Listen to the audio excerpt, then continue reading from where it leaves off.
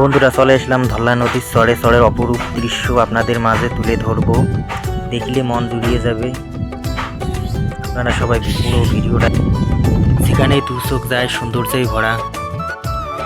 চরের জীবনধারা আসলে অনেক সুন্দর। এখানে চরের মানুষরা সকাল হলেই গরুর ঘাস তুলতেই চড়ে আসে।